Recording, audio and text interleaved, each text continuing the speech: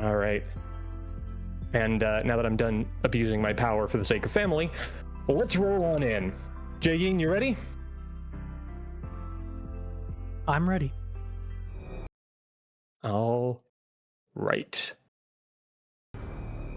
All right, Is so, Jayin, Metroid Dread, any percent wow me? All right, so my name's Jay. I'll be running Metroid Dread any percent NMG. On comms is my good friend Ednolium. Hello. That's me. So, Jay, you're gonna be running no major glitches with some boost of a variety. That's right? Mhm. All right. So Jay's gonna be doing short boost, which is a different route from what some people are used to seeing for the any percent category. It involves a really difficult trick about halfway into the run. And yeah, I think are we good to go whenever you're ready, right? All right, I'll count us down. 3, 2, 1, go. You know. Seems good. All right. Started here. 3, 2, 1, go. So the cool thing about Metroid Dread is that we have to explain like a million things of tech immediately. Because the first thing you do is a whole bunch of running around and mantling ledges and jumping and shooting enemies and all kinds of stuff. One of the most important things to keep in mind when you're speedrunning Metroid Dread is that Samus is a lot faster on the ground than she is in the air. So one of the things you're going to be seeing Jay do a lot in their run is like sliding off of ledges and spin jumping and taking these really short little quick ledge hops up ledges. The whole point of that is to minimize Samus's air time. So she can just be zooming along the whole time. This is Adam. Great job, Jay, not accidentally saving. A+. I've done it myself too many times. We have the melee tutorial coming up and Artaria 1 climb right here. This is like, you can really tell runners apart by the way they take this climb. There's so many ledges, there's little hops, there's different ways that you can go through this. You can go right, you can go left, you can get tagged by enemies like our good friend Jay and myself. Been there, friendo.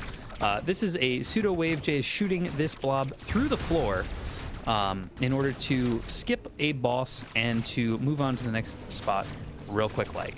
So this is a hard shot. It is called the early cloak pseudo. So what Jay's trying to do is shoot through the ceiling to hit the blob. It's a very precise angle and timing. Takes 2 shots and then you're through. And then you get to fight Corpius, who normally is the last boss of this zone, but in this run is the first boss. So it takes 12 missiles to get out of the first phase directly into Corpius's dome, and then we progress to phase 2. Ooh, are we going for headlock? I think we got headlock here. Very nice. So Jay making use of a trick called headlock, where if you shoot the final missile of phase 1 into Corpius's mouth on the 12th shot, while Corpius is like vomiting there, it locks Corpius's head position in the bottom, so you can just like aim down and shoot at its face until the fight is over, which it is. And we've gotten the Phantom Cloak, which allows us to kind of go invisible and get long loads. Oh no. So now we're heading up to another Atom room. Second Atom room, right? 2nd to 4, if I remember correctly. Yes. And after this, we're going to be moving to a trick where we skip a little slope. Are you doing that, the water slope skip, right? Yes? Yes. Okay, Yes. I thought so. Just wanted to make sure. And we're going to be skipping a little underwater section that would otherwise cost you about 15 seconds with this trick that's going to be coming up. Nice little coyote jump to skip that bottom ledge there. Jay making this movement look buttery smooth, as usual. Skipping the item tutorial. So there is something that happens earlier on in the run in the glitchless category where the game will teach you how to identify when there is a hidden item in the room that you're in. and it's triggered by sliding through a 1-block gap in a room that has a hidden item in it. That was the slope skip, by the way. That's like 3 really precise inputs, 3 or 4 really precise inputs to skip that. And we're coming up on another trick called water plat skip. So we're gonna go up this wall instead of running to the left and hitting a platform to raise a water level, because then you just save like 12 seconds. It's a lot. It's great. I don't remember what I was talking about before that. It was something, some trick, some movement. I don't know. Wild how good Jay is. It's true. I was telling Jay earlier that they're a god gamer, and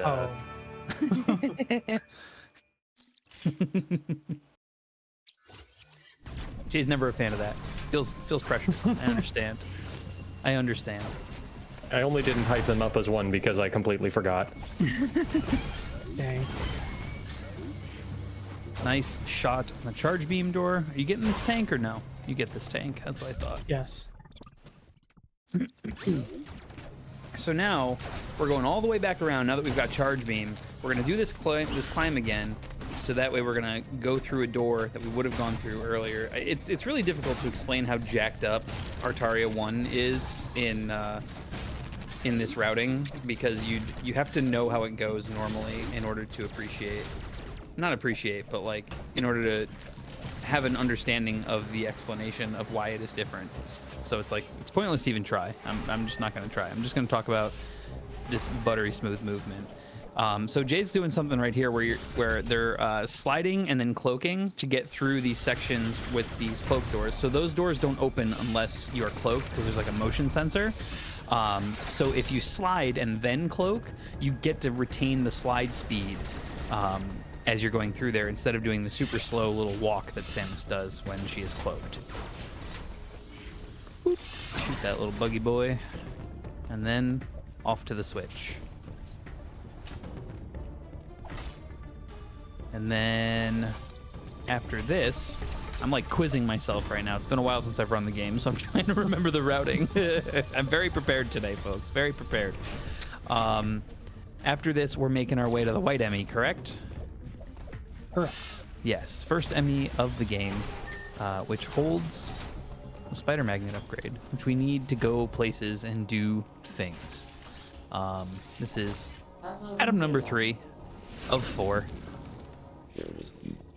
It's a little boring to listen to Adam talk, you know, but it's necessary to advance the plot. You know, Adam's got to talk to you and be like, "Hey, Ravenbeak's abs are really big. Don't fight him. You're gonna get messed up." And then this is a trick called Mega Skip, where if you don't go this way, the game like gets horrific frame rate issues because the game doesn't know how to handle the White Emmy not triggering through the cutscene. So we have to go that way, leave through that door, and then go right back through, so that way we don't experience heckin' frame drops that just make everything be slower and take longer. So this is the first central unit of the game. They're like little mini mother brains. Nice little throwback for the veteran fans, you know. And they have a gun that we need to be able to break the strongest stuff in the universe. That is a direct quote, by the way, from the game. Canon, Emmys are made of the strongest stuff in the universe. And Samus can just obliterate that. Which Jay's going to do right now. With a spooky White Emmy kill. Very nice. There's another version of that where instead of sliding under, you just stand there. And that's just like the scariest thing in the universe. Because like, if the Emmy moves forward like a quarter of an inch, it's going to tag Samus's foot. And then you have to try to parry an Emmy. And that's not even really a thing. Like, you could try, but you're probably going to get bopped. Risky. Yeah, it's extremely risky. There's a strat in glitchless categories where like you intentionally tag the White Emmy to go for a parry because it saves like something like literally 3 seconds or something like that. Or no, it saves like 12 seconds because you skip a whole thing where you have to sit around and wait. But unlike White Emmy, well, actually, no, not even unlike. Most Emmy kills are extremely standardized. like the kills themselves. Like they look kind of spooky when you see a speedrunner doing it, but they're most of them are really, really simple, and you just do the thing and it works. The times that Emmys really give you trouble is like when you're navigating through the rooms. The yellow Emmy in particular can be a bit of a pain in the rear end. And Jay's gonna be going something here called the Tarja Elevator D-Boost, where you manipulate the positions of these little flies, and Samus is positioned to take a damage boost up over this little ramp here. And then these flies are so finicky about how they move that stuff like that happens sometimes, where like you have to get bopped around a little bit. You just gotta kind of beep bop boop around, get tagged by flies, and eventually make it up there, because it's still faster than running all the way back to the left hand side of the room, jumping on the magnet, and just slowly going across the room. Like they would still be on the magnet right now when we're in the elevator already. Also, Brachiel, just so you're aware, there's a lot of elevators and teleporters and transit in this game, and they're going to be really good times for donations. I just talked through that one, so I'm sorry. I got all the time in the world. Fair enough. Fair enough. So after this Adam room, we're not going to be saying hello to Adam anymore. It's going to be more of a quick little drive-by, hi-bye kind of deal, because of a trick that Jay's going to do in a little bit. But we'll cover that when we get to it. But know that it's hard. But also, it's not. But also, it is. It's pain. It's easy to unlearn. And there's another damage boost coming up after this magma switch, where Oh, goodness. that was interesting. That was I wasn't gonna comment, but you did, so. Yeah. That room is deceptively difficult. Like it looks simple, but if you're going for what Jay was going for, which was, I'm assuming, the wall kick into the melee to stun the blob boy. Yeah, I'm low on health, so Yeah. I don't want to take damage right now. Yep. So this one would have been Super Boost, or as I like to call it, 5-up a boost, because you spell it with a 5. There's like 4 or 5 different setups for that room to kind of skip the magnet, waiting for the magnet to come down and everything. No, wait, I gotta tell you how buff and cool Ravenbeak is. Yeah, see, exactly, they get it. And then we're gonna do a heck run here. Little melee, little blob shooting, and we're through. 25 plus 99 HP to spare. And now we see what green Emmy spawn we get. Favorable. Extremely favorable. So you see all these little slides and stuff, little respins? That's Jay saving time, because Jay's a god gamer. Shoot that charge shot early to accommodate for the broken door. You going for Hell Pseudo, Jay? Yes. Okay, so there's a pseudo wave beam coming up where Jay's going to try to shoot a button through the floor. Well, the floor relative to the button, the ceiling relative to Samus. And it saves like a whole wraparound, but it's a tough shot. It's a tough angle. And I forgot to mention, you're taking heat damage the whole time. And there's a robot there. So after about 3 attempts, it no longer becomes worth it. You don't save any time anymore. So it's a really difficult trick, but I appreciate that that you went for it, Jay. It's tough, and it's super cool to get it. Yeah, it's really nice to get. Because it's a pretty chunky time save. It's like 8 seconds or something like that. Because you save this whole wraparound and the cloak slide, and you don't have to wait for a full cycle of these magnets in this room.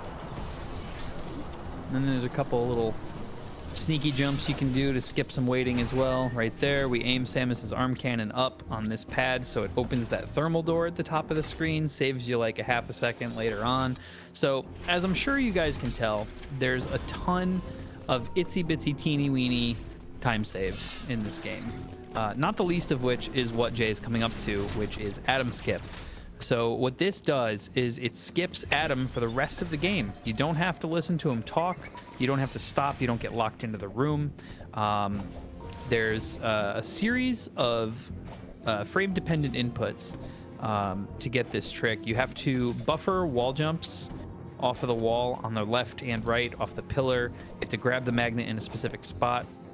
And what you're going to see Jay do is, as they're bouncing back and forth, it's buffered wall jump, and then a melee, and then another buffered wall jump, and another buffered wall jump, and then they get up. See, that was perfect commentary timing. A+, Jay, you crushed it. So Adam skip saves around a minimum of 2.5 to 3 minutes per category, because you're saving all the time from the Adam dialogue. You're also saving an enormous like wraparound in Cataris that you have to do, or that you would normally have to do to get to the button that Jay just shot. And that section is like 1.5 minutes of running and jumping and shooting and getting through this stuff. And then you still have to watch a 40-second cutscene after you hit the button. Like, geez Louise. I'm just happy we get to save all that time in Cataris, because it immediately gets deleted by the cutscene, the mandatory cutscene. If we found Adam skip button cutscene skip, that would change the face of Dread. And by that I mean it would just shave 40 seconds off of every category. Pretty sure the face of Dread starred Vincent Price. I don't know anything about it. Just trust me. I believe you. I Don't. definitely believe you. I at least recognize the name Vincent Price. I know he's an actor, right? Yeah, he's like an old school horror darling. Yeah, that sounds right. My girlfriend would know. She's a horror head. I am not. I've been starting to like horror movies though. But I digress. On to the Dread.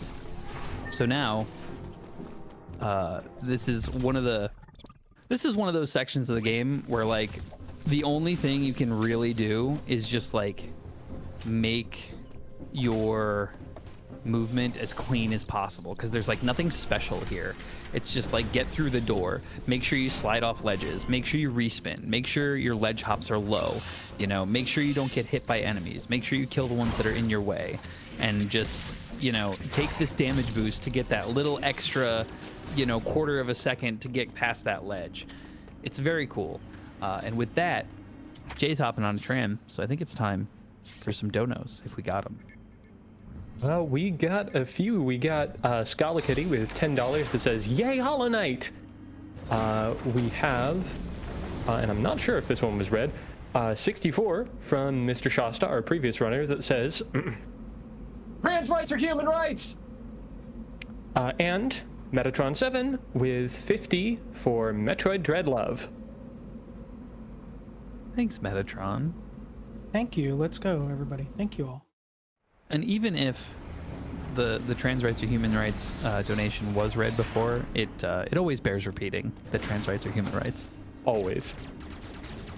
So now, this is the section of the game, Dairon 1, where you can really see the differences between like a beginner Dread Runner, an intermediate Dread Runner, and like an advanced high-level Dread Runner, because the amount of like tiny little movement optimizations here are insane. Like Jay just did something that most runners don't do. They were running, charging the beam, aiming at the ground, because they're little saw blades that I like to affectionately call saw nicks. And they released the charge shot and shot a missile immediately, so that instead of jumping over the saw, it's just obliterated and you can just keep running without taking damage or anything. And I was talking over the dark room, but the dark room is the other thing that you can see it, where you can see like how short somebody's ledge hops are, how cleanly if they're sliding off of ledges too early, because you can slide too early because sliding is slower than running. Or you can get a buffered wall jump by accident on a 2-tile ledge, something that happens to the most practiced of Dread Runners, because it's just geometry memeing on you. It just happens. Because with the ledge hops, if the block is, or if the ledge that you're going on to is 1 block wide, you can buffer the ledge hop and get it as low as possible. And if it's 2 blocks wide, remember how we were talking about buffered wall jumps earlier? You can buffer the wall jump, or you will buffer the wall jump. So you'll just get tagged. You'll just tag the wall and kick in the wrong direction instead of hopping up like you want to. People do call it Sonics, Metatron, but I like to call it a Sonic because I'm a sucker for a pun. And then we are back on the way to Cataris. Our beam has been widened, and now we can move the wide beam blocks, which are... Jay made it look easy. Let me tell you, those wide beam blocks may as well be final boss music playing every time you come across one in this game, because it is so easy. So you have to shoot a charged wide beam into the block, right? The problem is Samus's run cycle, her arm cannon is constantly slightly moving up and down, even if your stick is perfectly east facing or west facing, right? You're facing left or right perfectly.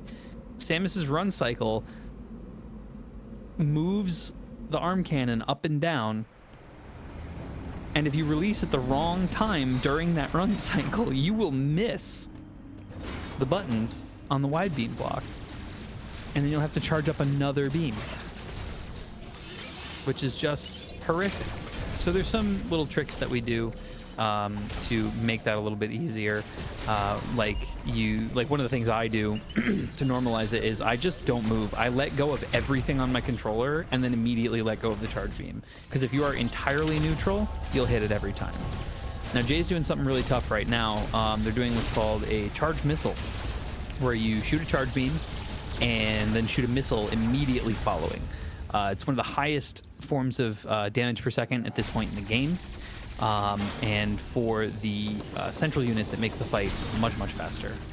But it's difficult. They're very difficult to execute. And we're doing green Emmy. This is literally just point and shoot. You shoot the faceplate, and then you shoot the face, and then you receive the morph ball. There's an alternate method we can't say on stream, but yeah, it's very tight and saves about a second. It saves, it loses 1 second on the split that you're currently on, or it loses 2 seconds on this split and then saves 3 seconds on the following split, I think is what it is. And it's a net save of 1 second, and the whole reason it saves time is because the morph ball acquired and all this stuff, it happens. I'll tell you where Jay will be. Like you would be here where it happens, so like you don't have to run to the right, fall down, and all this other stuff because you've done it already. It doesn't save a heck of a lot of time, but it's a little bit of a flex, and I will say, as someone who's learned how to do it, it's a lot of fun when it goes right. When it goes wrong, it feels pretty bad. But there's a bunch of backups for it too.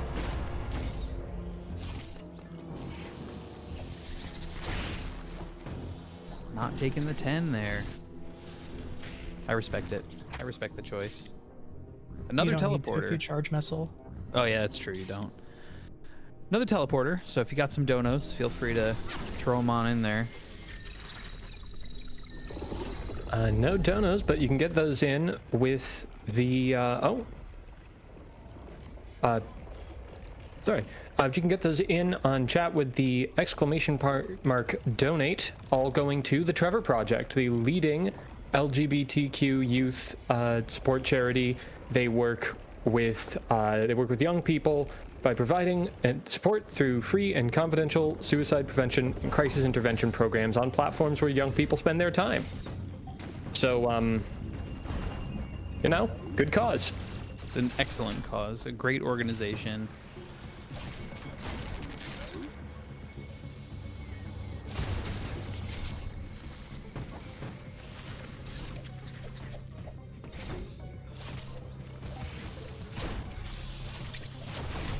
So many things that just happen in this speedrun that you don't even comment on, and it amazes me.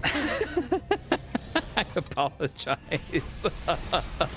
That is praise. You know, a lot of it is so much of this run is movement and mastering the movement systems in this game. Because I'll tell you personally, my main category for a long time was all bosses glitchless, and my very first run was 1 hour 56 minutes, and now I'm at like a 123 or something, and most of that comes from getting better at being good at moving around in the game. Like it's genuinely like it's massive, the amount of difference that it makes learning those little pieces of tech. So now that we picked up the Varia suit, guess where we're going? If you said back where we came, you were correct. So we're gonna go back down through the Varioclimb section, and you're gonna see some sweet little melees off of ledges there. Those are awesome because they help you skip ledges, and guess what that does? Helps you get to the ground faster, which means everything else is faster. That's another thing I forgot to mention. You're gonna see Jay doing this thing where they flip into Morph Ball anytime there's like an extended fall. The reason for that is because Morph Ball has a faster terminal velocity than human form Samus. So it is actually faster to fall in Morph than it is to do a spin. Or that is to say it reaches terminal velocity faster. Yes, it reaches terminal in velocity form. faster. Yes, that's correct. Which is honestly a testament to this game's physics engine, because that's what you would expect, right? Yeah, that's what would happen. I've never taken physics, but that's my general understanding.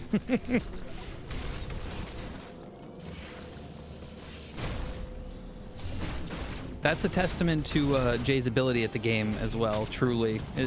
But the other thing is that Mercury Steam really did an amazing job rigging Samus's model for this game. Like there's animations for literally everything. Like she's got a breathe cycle and everything too.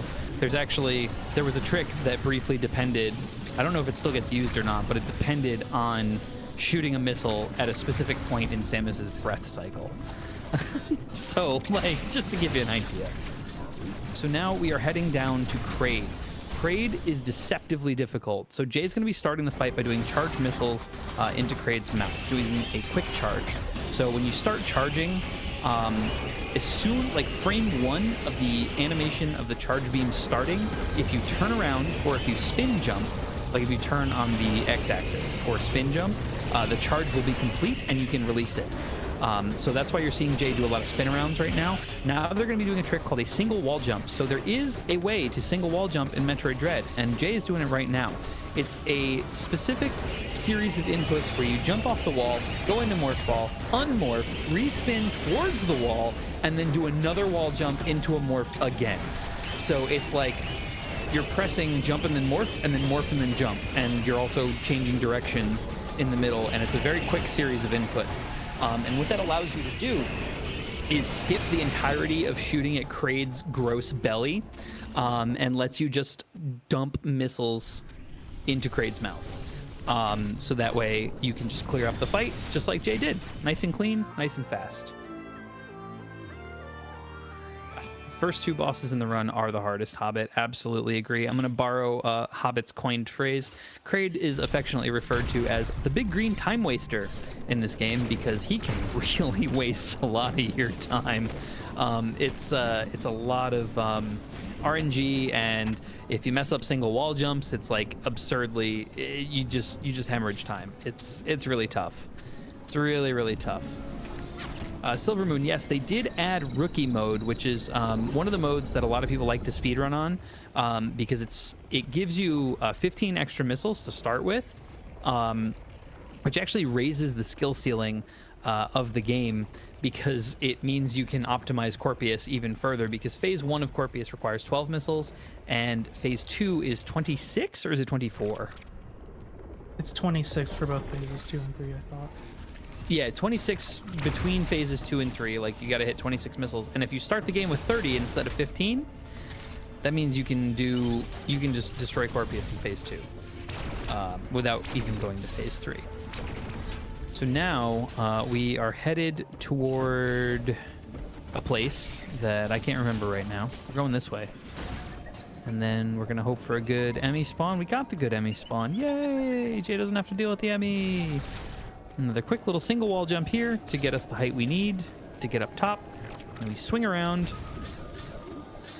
exit the Emmy zone without even saying hello to the yellow Emmy. How rude of us. But, spoiler alert, the Emmy would have been rude to us when we got there as well.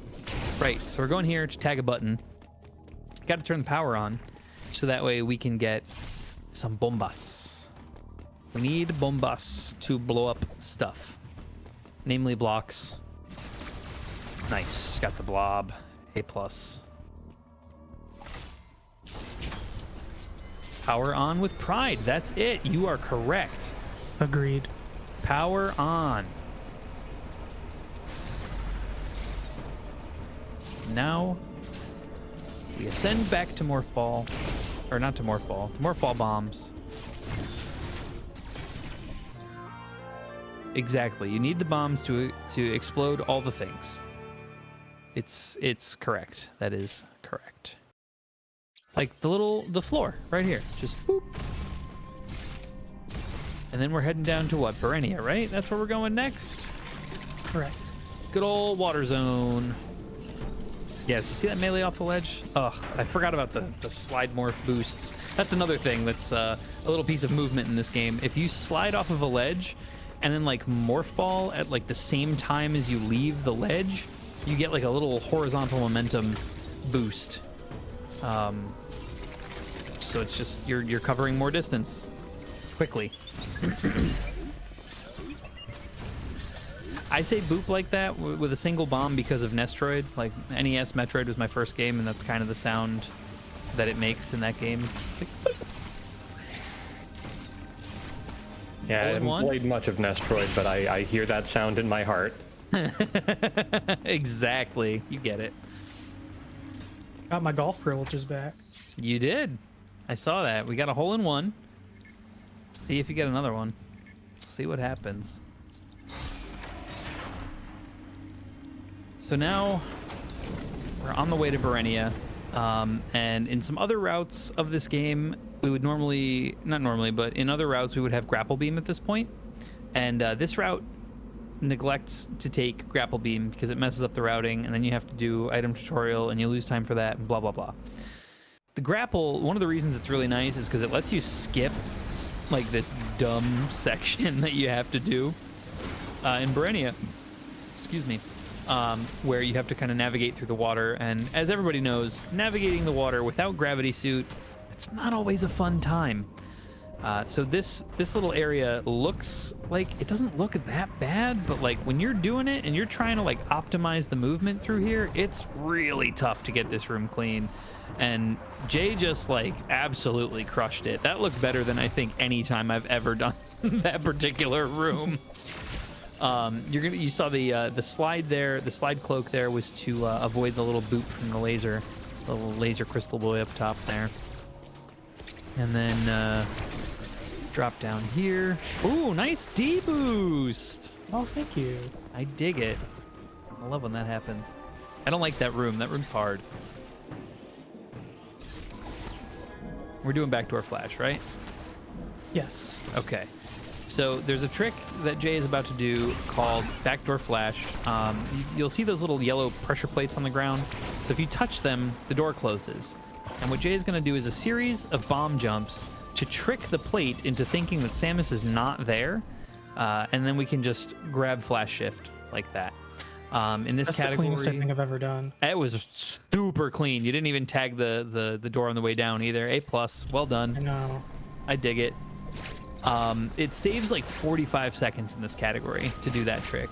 In categories where you have grapple beam, it only saves 8 seconds, so it's really not worth doing unless you know you can do it like first shot, because it does take some time to learn how to do that, and also like resetting is tough and all that. This is another pseudo wave to shoot a diffusion blob under the water. Saves Jay a whole trip going underneath down there to take out those blobs. It's much faster to just take them out from the top, you know. Shooting through the floor is usually pretty good. Nice. Setting up for the water bomb jump. So in Metroid Dread, Samus's human actor and her morph ball actor are two separate entities. So you're only allowed to get one morph ball bomb jump in the water that lets you gain height. I don't know. This is crazy. And normally the movement that Jay just did does not allow for you to gain height, but the way it works is you drop the bomb, you get hit by it, you unmorph before you touch the ground, and then you jump, you morph, you lay a bomb, you jump back to that bomb, you morph again, and it boops you up to the little platform. And yeah, spawning with 30 energy in Metroid is a little tough. It's Metroid. I highly recommend people play NES Metroid, but I highly recommend playing it with a map. because it's tough to play without a map, and that's as a fan of the game. So yeah, flash shift really kind of turns the speed run up to 11. So, you know, you saw a lot of crazy movement before, but optimizing flash shift throughout the run in room-to-room movement is another thing that saves you an enormous amount of time in this game. And I know Jay knows a lot of the really good flash routing through this game, so you're gonna see a lot of flash shift usage in Metroid Dread. It's one of the coolest things about this game. And the next coolest thing about this game is, in my opinion anyway, is the upgrade that Jay is about to get, which is my favorite upgrade outside of Screw Attack in all of the Metroid franchise. Because who doesn't love running fast when you're speedrunning? Love going fast. It's the best.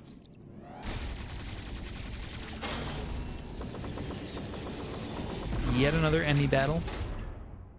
We're gonna shoot some Omega beams into that faceplate.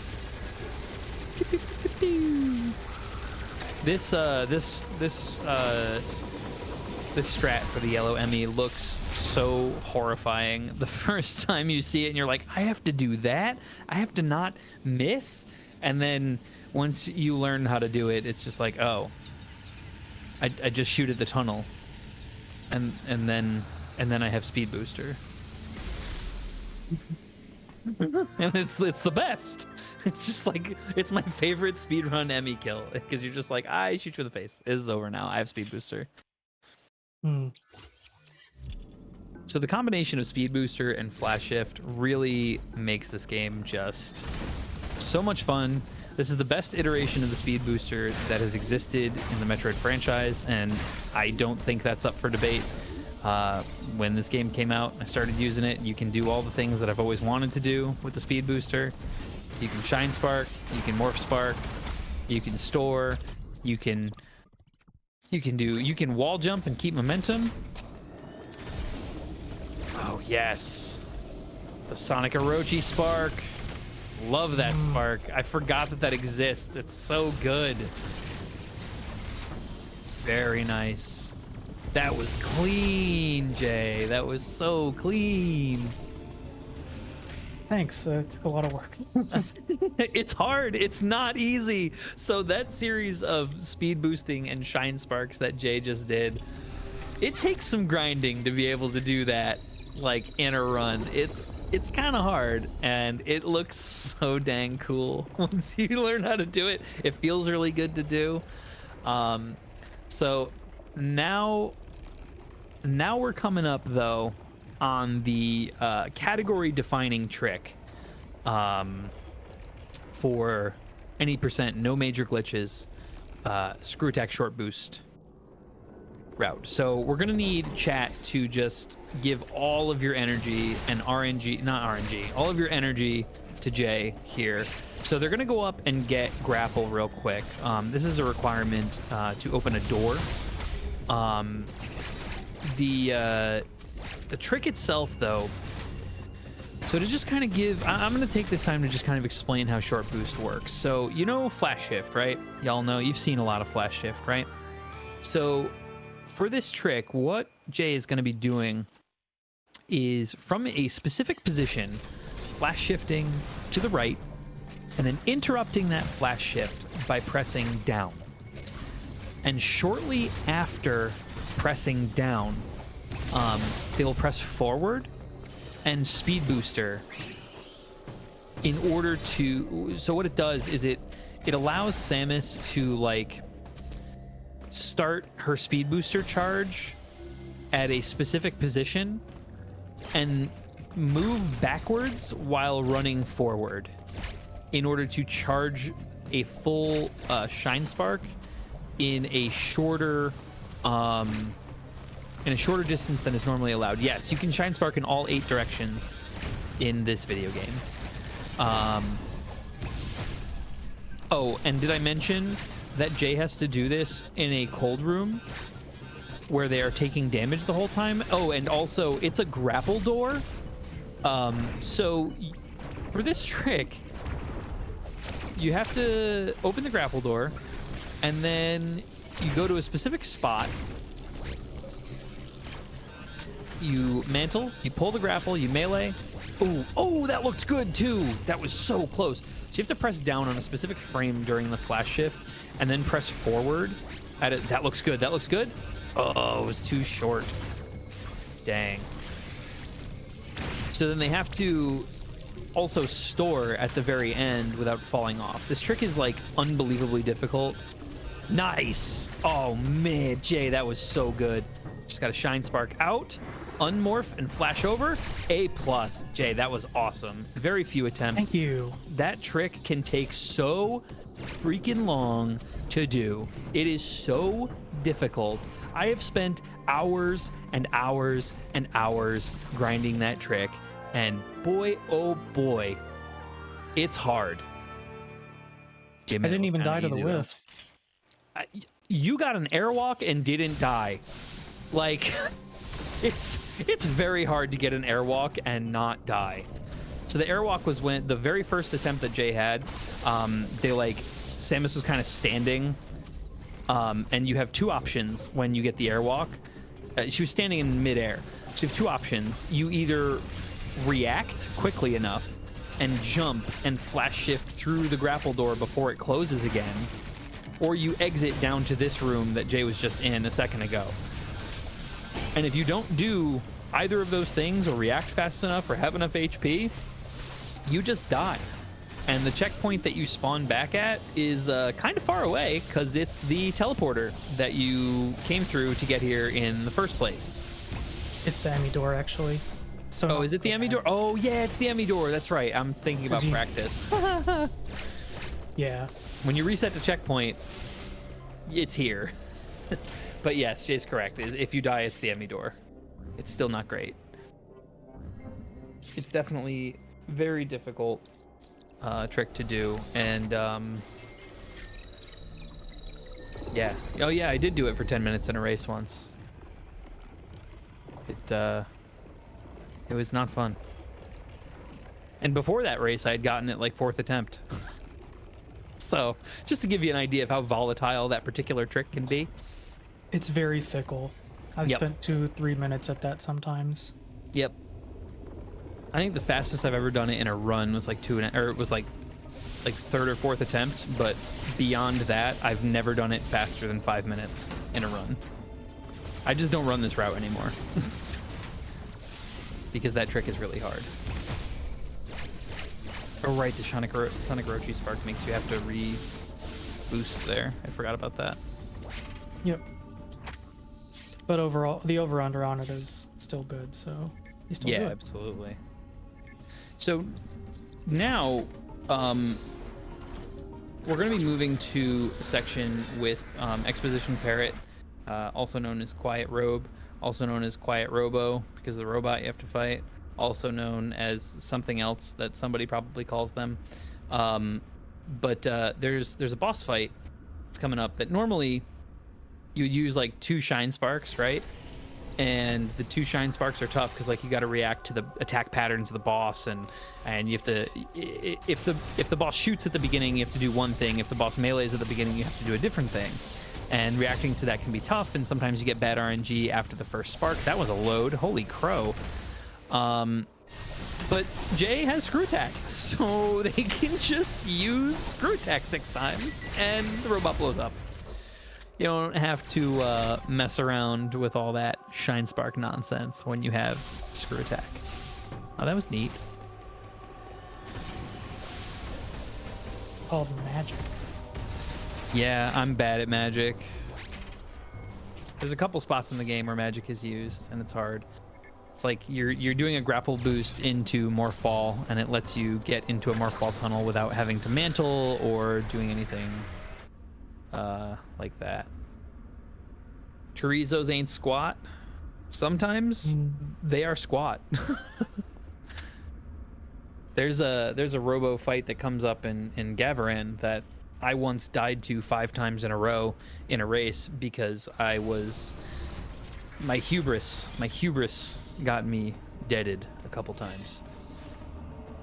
So now we're heading back to Renia again, to go through Brenia 2, and there's some really fun movement on the way down. Some cool flash chains, some speed keeps that you can do. This one's really fun that Jay's doing. Jay does the smart thing and stops it early. I run it all the way to the end because it's cool. And there's a nice little flash chain there. That third flash is tough to get above the little robot. But if you get above the little robot there, it'll damage boost you off the ledge. Hey, sir. Oh my goodness, I'm so sorry.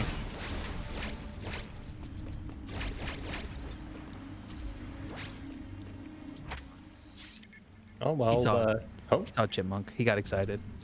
understandable. I too get excited when I see a chipmunk. He loves the little chipmunk. We like to say he takes a hit off the chipmunk hole when he goes outside because there's a couple of holes in the yard, and anytime we take him out to like play or go to the bathroom or anything, he just shoves his whole face directly in the chipmunk hole, and we're like, dude, don't do that. They're gonna bite you. He's just checking to see if they're still there, okay? He just wants to see if his snacks are preserved. It's exactly the same as when I check in the cupboard to see if we have chips. Y'all have heard of bug snacks, right? Chipmunk snacks. This is a very cool speed keep that Jay is doing as well. That little charge shot, a little diffusion shot to open that door, it's amazing. Nailing the morph ball speed through that tunnel is huge. It saves a whole bunch of time. And then, nice. Going for the spark. Yeah, and I'll tell you, Pumpkin Spice Latte, the movement in this game is as fun to perform as it is to watch. And now we're gonna just skip a whole boss with a little double turnaround slide shot. There's one. This is really hard, in my opinion. Anyway, I always struggle bus with this. It's easy to like turn around too fast or too slow, or like you can get Samus locked into the position on the wall, which is really weird. Like you'll be holding right, but you're not moving. And then the double grapple shot up through this Berenia tower is great because then those little spiky boys don't have to shoot you. It's awesome. And then another elevator. There's a lot of transport in this game, which is honestly kind of nice, like when you're speedrunning, because like it gives you time to like rest your hands and like do a little stretch, take a little drink of water. Breathe, I assume. Grieve over your time loss. Yeah. But it's nice to have the like 25 or 30 seconds to just kind of take a breath, because this game can get pretty intense. Now we're up into Gavran.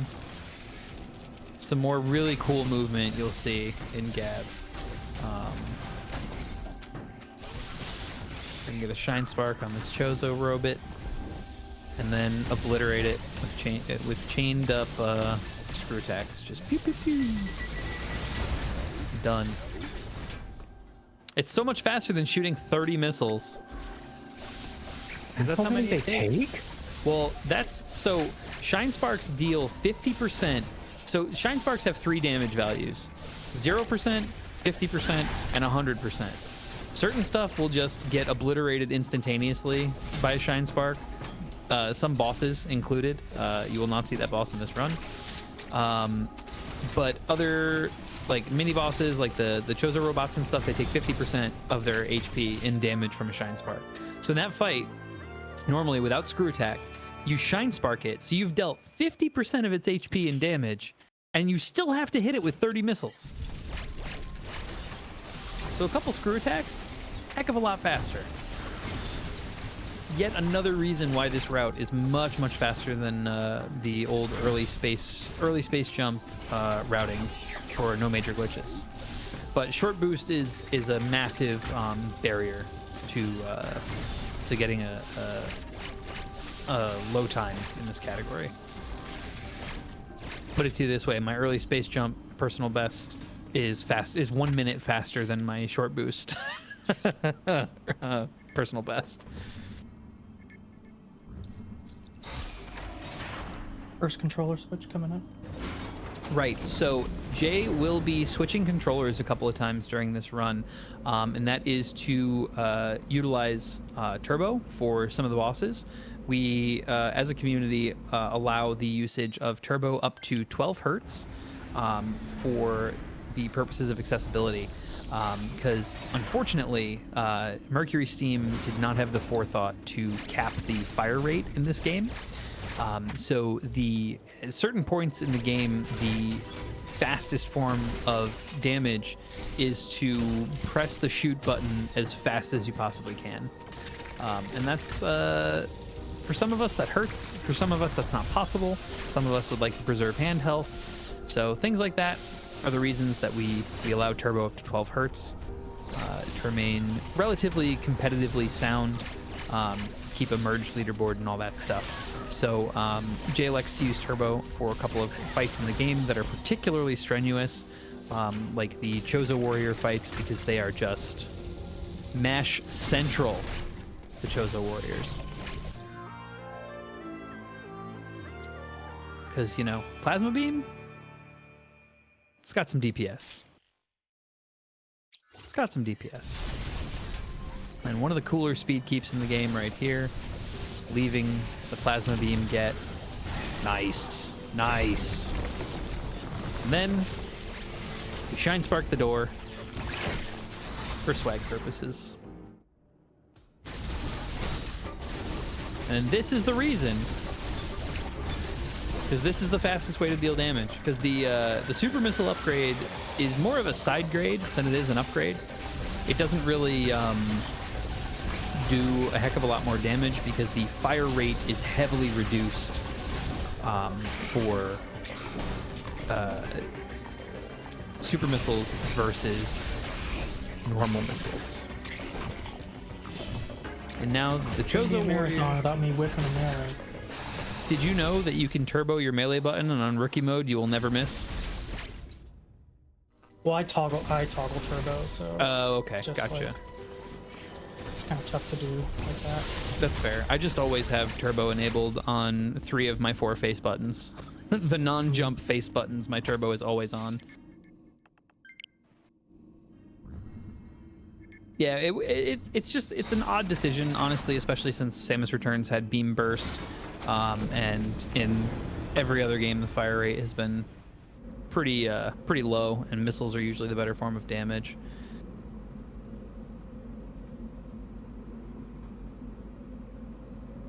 "12 hertz, it's 12 times per second, right? That's the 12 shots per second. So it's pretty quick, but it's very achievable for those that are not using turbo.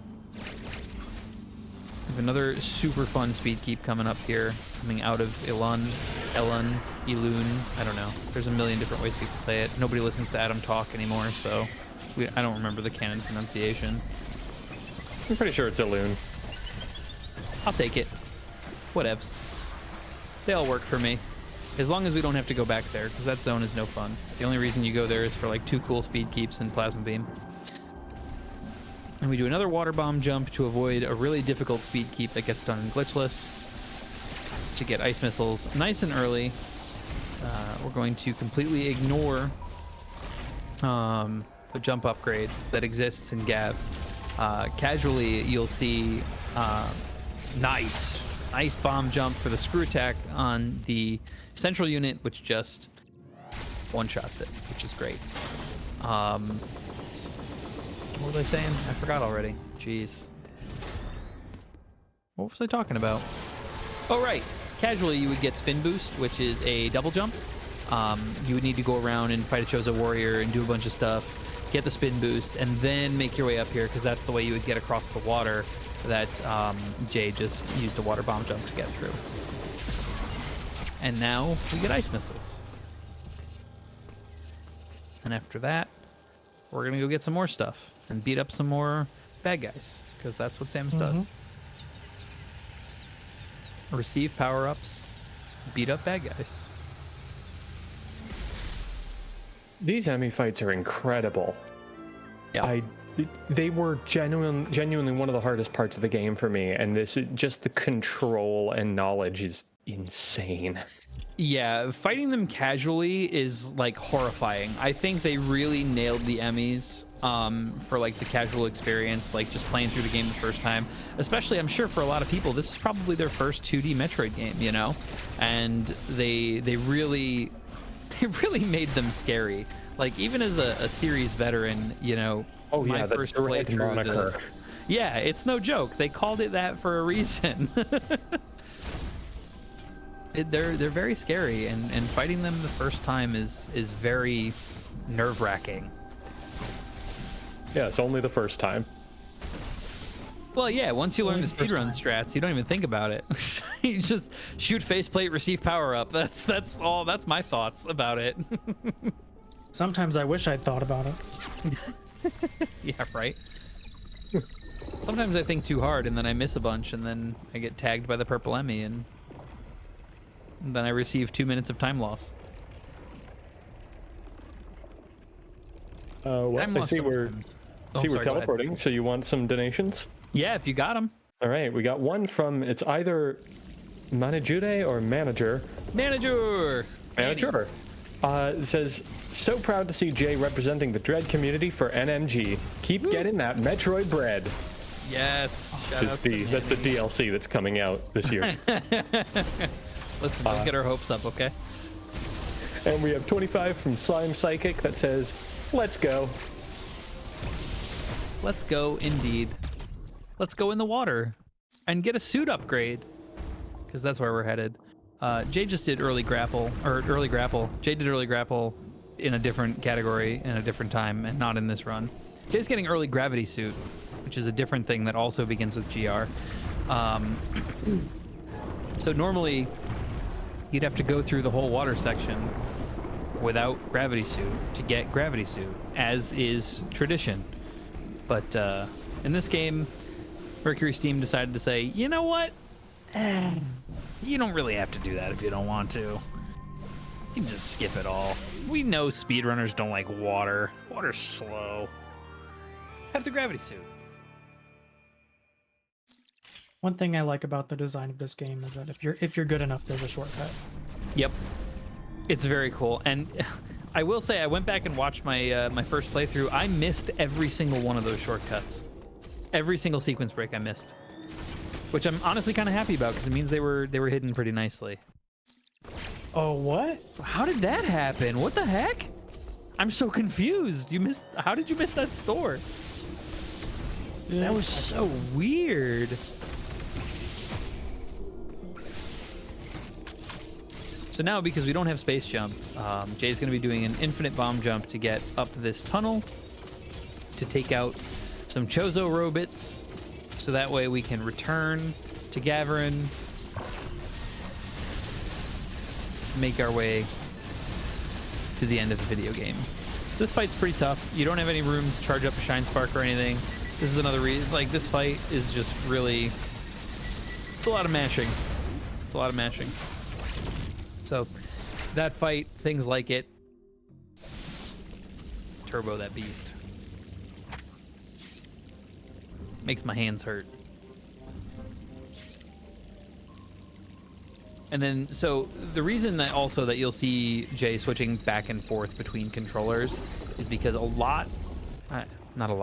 every turbo controller has its own hiccup or hang up that makes it like quote unquote inferior or not perform as well as like a pro controller.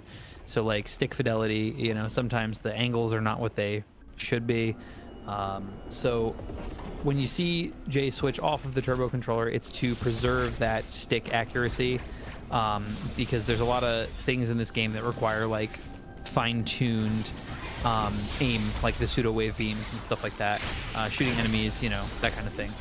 So it's much better to use a controller that has a better stick fidelity for it. And the nice part is that switching controllers in this game is like literally a 2-second process. It's super nice. And this is a boss called Golzuna. It is a really difficult boss to execute perfectly, because you can do 4 Shine Sparks to just take him out. But the third one in particular is the doozy. It's tough too because you have to take a little bit of a damage boost off of Golzuna's little armor plates there, and then use the invincibility frames to turn around to start charging your shine spark or your speed booster rather to get the shine spark off. It's a tough fight. Even when you've done it a million kajillion times, it's hard. And then this room is also really hard because cross bombs are coded well or something. They work fine. They work fine. They work as intended 100% of the They're very time. good. You will never receive an input error. You will never fail execution of pressing 2 buttons ever. Never ever in the whole world. Thank you, cross bombs. Thank you, cross bombs. We love cross bombs. Gotta say, the love speedrun cross-play. commentary has been doing wonders for my self-esteem and my skill at this game. This game's hard. This game's not a joke. And it's great. You should all play it. You should play it and you should speedrun it. Even if you don't speedrun it, just play it. This game's great. We waited 20 years for this game. Can confirm this game did not cure my depression, but it did the next best thing. I like this game because push buttons receive serotonin, you know? I enjoy. I like to Truth. go fast.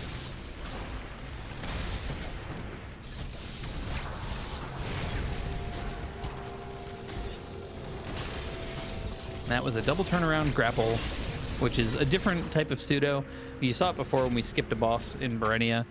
You do a little slide, you do a little turnaround, and you're able to pseudo wave beam your grapple beam through to the back side, well, to the front side from the back side of the grapple block to break it. It saves you having to go through that tiny little morph ball maze up there. That's just dumb and slow and takes forever, and I don't like it. I don't like it. It's not a fun morph ball maze. Morph ball mazes are slow. It's not running. I know some games Samus is faster in morph ball than she is when she's running. This is not one of those games. Samus wants to be running or flash shifting in this game. And then you're going to see Jay shoot a little charge beam over there. That's because there is a charge beam door that needs to be tagged. And it's one of the broken doors that opens slowly, so it's nice to shoot it from further away, so that way it you don't have to wait for it to open later. Nice shot. Jeez. Thank you. I don't even go for that. I got cursed control sticks on my controller, so I don't go for little shots like that. They're really hard. And the movement in this section, Jay's making it look simple, but like optimizing your flash chains through these rooms and like getting all the blocks broken and not tagging enemies and like actually moving through these rooms quickly is like, it's really hard, but it's super fun to do fast. And we have another boss coming up called SQ, and there's some cool stuff about it, namely that it is a springboard, and it's basically done for now. There is a setup to be able to hit the core X twice with the screw attack to do it to kill it in 2 cycles instead of 3. Jay missed it just by a little bit. It's kind of weird timing, honestly. Like if you miss like your wall, if you don't buffer the wall jump, if you don't hold the jump button to get high enough to drop onto it, you can miss. It's easy, it happens. But yeah, the boss is done now, so Jay has Storm Missiles.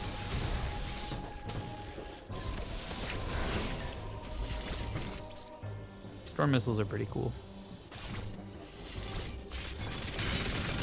That is what happens when you get screw attack halfway through the game instead of the 30 minutes before. Yeah.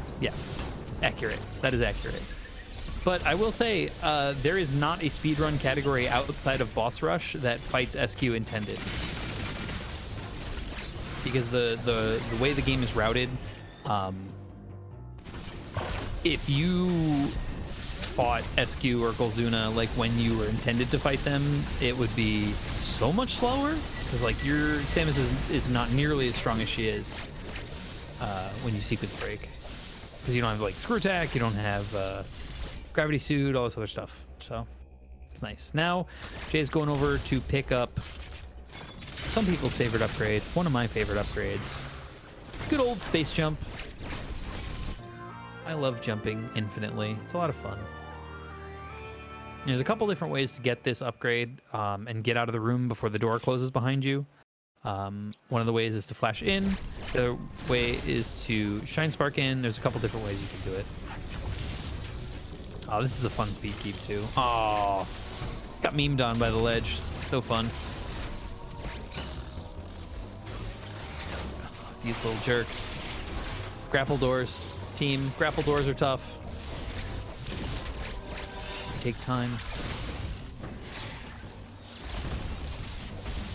Couple more storm locks. What the heck? How did that even happen? That was strange. Chalk it up to marathon luck. Yeah, we'll chalk it up to that. I think that's reasonable. It's a good thing we're on this speedrun marathon, or else there'd be a phrase you have to say. Oh, yeah. And then that CU is down. Why? Because screw attack is the greatest. I've been muting my mic after I say things to prevent my gasps of shock at every maneuver from getting out. That one happened too quick. Yeah. Yep. That'll happen in this game. You blink and it's over. It's very difficult to genuinely to commentate this game, specifically because you have to explain so much about movement in the first 5 minutes of the game. That being said, Jay's doing a risky strat, a difficult strat for the Wave Emmy. Ooh, planted. Very nice. Didn't miss a single shot. So you can execute that strategy. You can miss up to 4 shots from the Omega stream there. If you miss any more than 4 shots, you have to adapt. You have to change your strat. You have to jump over the Emmy, and jumping over the Emmy is a little spooky because if you land on top of the Emmy, guess what? You got a parry. It's like a clutch or kick, right? That's the saying, clutch or kick. That's how some of the Emmy fights are. And the ones that you plant down in front of, it's funny because it's the very first Emmy and the very last Emmy that you do that for. You just stand your ground and shoot its faceplate. And now that we've got the wave beam, everything's just going to get obliterated all the time. It's a big damage upgrade, and you know, shooting through walls it's pretty strong, I think, in terms of, you know, what a cannon can do. Shooting through walls seems pretty good. Unimpeded, even. Thank you, Trevor Project. Thank you, Trevor Project, for being awesome and existing. Thank you, Trevor Project. You're the best. And I'll actually take this as a moment to once again plug that we are Power Up with Pride 2023 benefiting the Trevor Project. You can donate by using !donate in chat and check out the schedule using !schedule. I assume we haven't been seeing more donations exclusively because it's hard to look away from this run. You don't want to miss anything. It's reasonable. I can understand it. Y'all just have to make it up to us by donating after this run is over. If you've been, you know, just your eyes are glued, just do it after. It's okay. I'm not offended.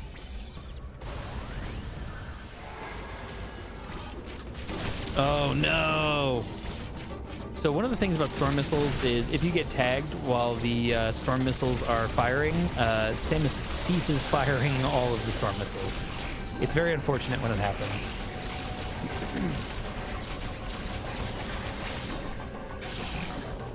Now, after this boss fight, we have an extended cutscene.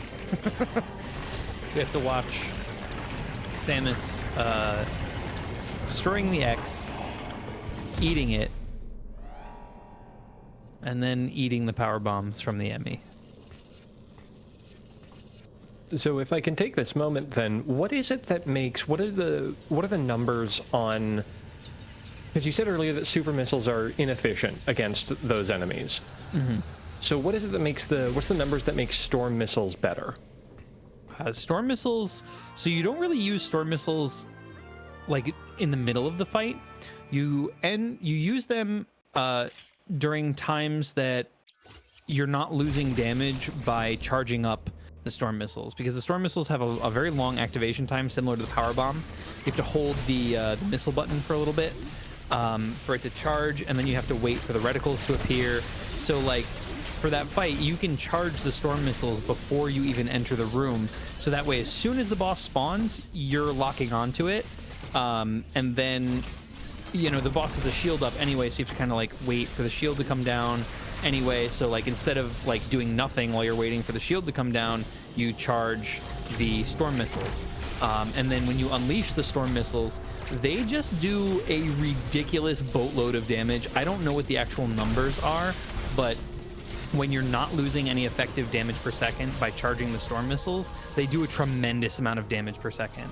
It's like right here, there's shields up, so you can't do anything. You may as well charge the storm missiles. Shields up, charge the storm missiles. You know? And then phase change is going to happen. You can't deal damage to the enemy while it's screaming, so you can charge up storm missiles there too.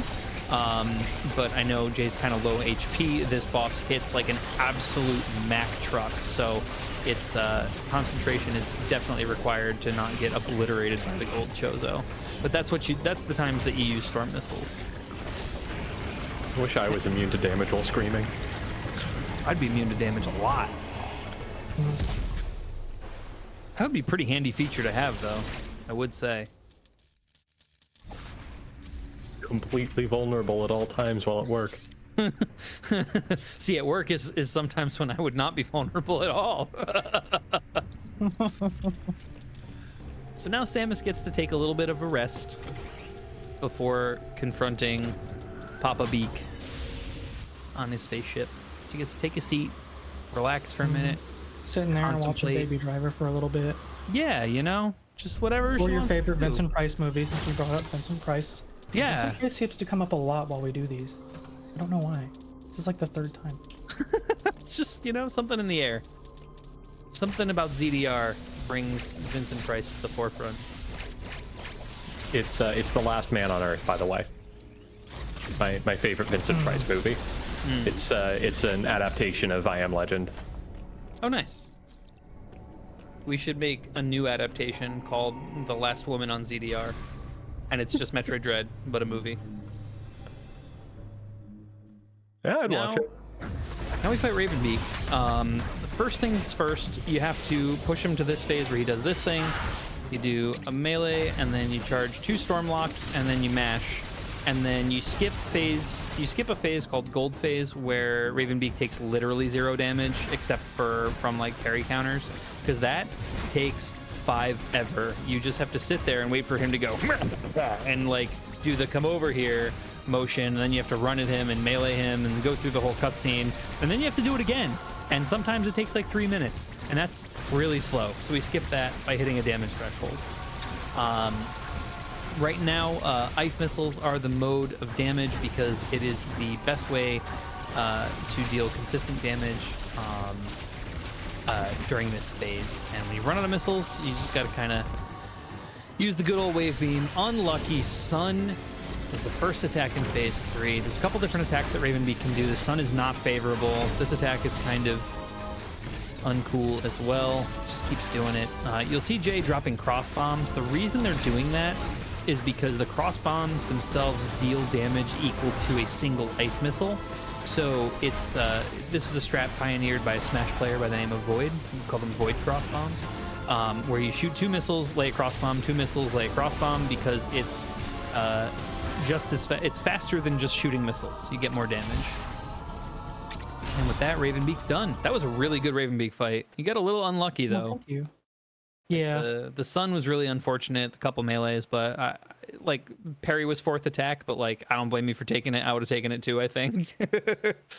Usually you want to take parry if it's in the first 3 attacks, but I mean, you get memed on by the Sun, you may as well take the parry. It didn't overkill, so Yeah, as long as it doesn't overkill, that's what really matters. And now the true secret final boss is what I like to call Cravenbeak X, where you just you hold Y and hyper beam. You just hyper beam. I didn't know they got John Carpenter to direct. Oh, we're talking about old horror. Yeah, absolutely. There's somebody I'm thinking of. I don't know the name, but the godfather of like the practical effects. Tom Savini. Tom Savini made Craven Beak X. That's what I'm gonna say.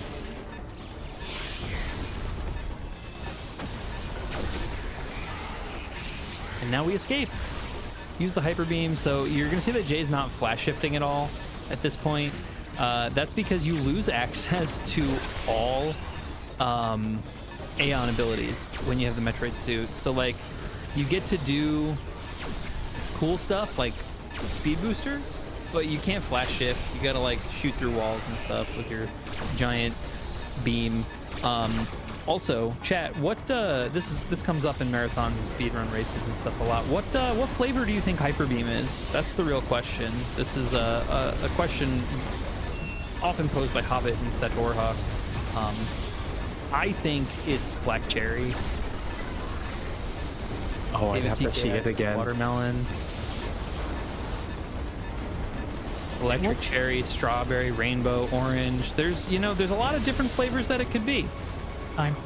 Yeah, I think it's a Oh strawberry. yeah, that's time. That's time. Oh. All right, let's wait for the stream to catch up. And that looks like a 1:14 and 18 seconds on the clock. That's a good time. I know. That's a solid Especially time, considering- Jay. I messed up a lot, and that's still a 114. You didn't mess up a lot. Ah. Very minimal mistakes, my friend. That was a really good run. You had a great short boost. I think it went well overall. Didn't take a death. Didn't have to reset on any tricks or anything. So I'd call it a good run, my friend. Well performed. Best runs are the ones you get through. Yeah, absolutely. They're the ones that make it to the credits. Well, I've been Adnolium, and I thanks so much for having me on to do comms, Jay. I appreciate that. It's been great. No worries. To power up with pride. Thanks to the Trevor Project for being awesome and doing what they do. Thanks for Barakiel doing the hosting duties, crushing it. Thanks for you guys to giving me something to play off. Absolutely. And speaking of, where can the good people find the two of you in your natural habitat? Jay?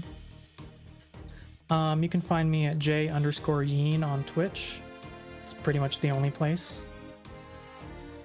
And I am Adnolium, and I am that on Twitch and Twitter and YouTubes and all that stuff. Same name everywhere.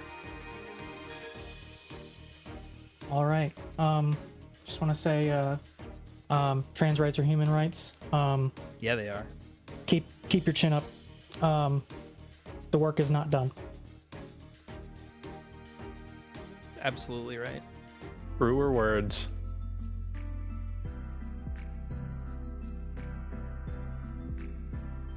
Very much, ladies and gentlemen, friends who are both, and genetically altered bounty hunters who are neither. I asked them to wow me, and I was wowed. That was Jayeen with Metroid Dread. We got a few minutes here to breathe before we dive in to Super Metroid with Freya Spirit. Don't go anywhere, we'll be right back.